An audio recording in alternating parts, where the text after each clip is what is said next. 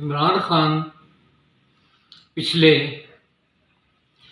3 مہینے سے یہ بار بار ایک دعویٰ کر رہے ہیں اور بار بار اسے دہرا رہے ہیں، شاید اب تک درجنوں بار دہرا چکے ہیں کہ جب وہ روس گئے تو روس کے ساتھ انہوں نے ایک معاہدہ کیا تھا کہ 30% ڈسکاؤنٹ پر روس گندم اور تیل دے گا پاکستان کو۔ آئیے دیکھیں کہ اس کی حقیقت کیا ہے۔ معاہدے اس طرح نہیں ہوتے کہ ایک سربراہ دوسرے ملک میں گیا اور وہاں اس نے بات کی اور معاہدہ ہو گیا، اس طرح نہیں۔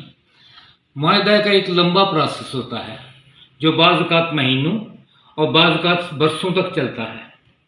سب سے پہلے ایک MOU پر دستخط ہوتے ہیں، میمورینڈم آف انڈرسٹینڈنگ۔ اس کے بعد کہ جی اس فیلڈ میں دونوں ملک جو ہے وہ ایک دوسرے سے مدد لیں گے یا ایک دوسرے کو مدد دیں گے یا ایک دوسرے کو وہ کوئی چیز خریدیں گے یا بیچیں گے۔ اس کے بعد کام شروع ہو جاتا ہے بیوروکریسی کا۔ بیوروکریٹس اور ٹیکنوکریٹس ایک ملک کے وہاں جاتے ہیں دوسرے ملک میں، وہاں وہ اس کی تفصیلات طے کرتے ہیں، پھر وہ واپس یہاں آتے ہیں، پھر وہ تفصیلات طے کرتے ہیں۔ یہ بھی ایک مہینوں پر محیط ہوتا ہے کام، اور بعض اوقات سالوں پر۔ اس کے بعد ایک ڈرافٹ تیار کیا جاتا ہے۔ اس ڈرافٹ میں ایک کو اعتراض ہوتا ہے، پھر دوسرے کو اعتراض ہوتا ہے، پھر ان بیوروکریٹس نے اپنے جو ہے اوپر وزیر یا اس سے بھی اوپر جو ہے وزیر اعظم یا اس سے مشورہ کرنا ہوتا ہے اور ان کی رضامندی لینی ہوتی ہے۔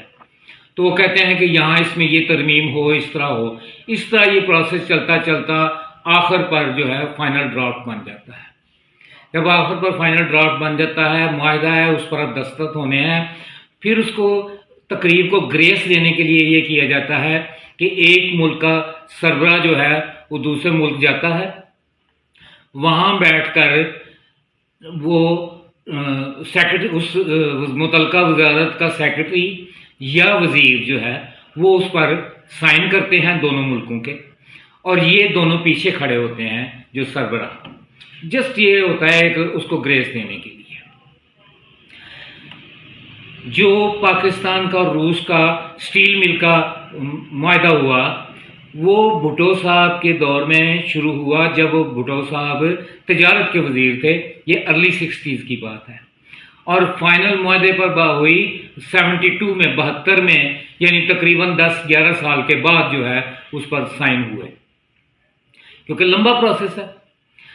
سی پیک کا معاہدہ جو ہے وہ MOU پر دستخط کیے تھے، وہ آصف علی زرداری نے کیے تھے بطور صدر، اور وہ فائنل ہوا۔ اس پر سارا کام جو تھے بعد میں کیا وہ نواز شریف گورنمنٹ نے کیا، اور فائنل جو اس پر دستخط ہوئے وہ 2015 میں ہوئے۔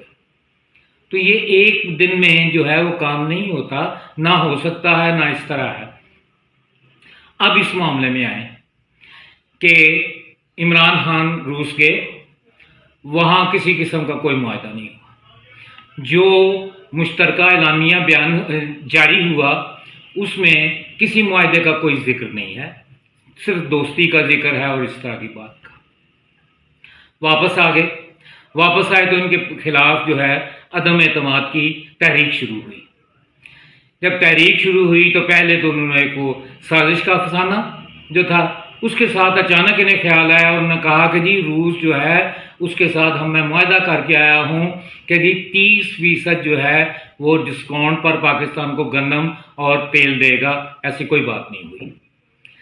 اب 30 مارچ کو، یعنی جب ان کی حکومت ختم ہونے والی تھی، تو اس اپنے دعوے کو تقویت دینے کے لیے انہوں نے کیا کیا کہ حماد اظہر نے اپنے روسی ہم منصب کو ایک خط لکھ دیا، اور خط کیا لکھا؟ کسی معاہدے کا ذکر نہیں ہے، آپ جو ہوا کوئی ایسا نہیں۔ خط یہ لکھا کہ 2017 میں روس اور پاکستان کے درمیان جو معاہدہ ہوا تھا اس کو آگے بڑھایا جائے۔ 2017 تب حکومت کس کی تھی؟ نون لیگ کی۔ اس کا مطلب ہے جو اس سلسلے میں پہلا معاہدہ ہوا وہ نواز شریف گورنمنٹ نے کیا، اب اس پر کام ہونا تھا۔ وہ کام کیا ہوتا؟ انہیں اپنی پسوڑی پہ گئی، ان کے خلاف جو تھا پاناما کی سازش آ گئی، اب اس میں سے تو کچھ نہیں نکلا، تو پھر انہوں نے اقامہ پر انہیں نکال دیا جو تھا اس بہانے سے۔ اس کے بعد حکومت آ گئی پی ٹی آئی کی۔ اب اس جو معاہدہ نواز شریف گورنمنٹ نے کیا تھا وہ اس پر کام کرنا تھا پی ٹی آئی کی گورنمنٹ نے۔ 3.5 سال انہوں نے کوئی کام نہیں کیا، اس فائل پر سوتے رہے، کوئی وفود نہیں گئے، کوئی کسی قسم کا جو ڈرافٹ نہیں بنا، کوئی اس میں جو ترمیم نہیں ہوئی، کسی قسم کا کوئی کام نہیں ہوا۔ اس کے بعد جب تحریک ان کے خلاف ہوئی، پیش ہوئی، تو اچانک انہیں خیال آیا اور پھر انہوں نے دیکھا کہ وہ لیٹر موجود ہے، تو انہوں نے ایک خط لکھ دیا۔ اس وقت میں بھی صاف موجود ہے کہ 2017 میں ایک معاہدہ ہوا تھا، اس پر اب تک کوئی کام نہیں ہوا۔ تو 3.5 سال انہوں نے ضائع کیے۔ اگر 3.5 سال یہ کام کیا ہوتا تو وہ معاہدہ جو تھا کسی طرح ہو گیا ہوتا، جو نواز شریف گورنمنٹ نے کیا تھا وہ نہیں ہوا۔ یہ ہے ساری حقیقت جو ہے اس افسانے کی، یہ سارے دعوے کی، یہ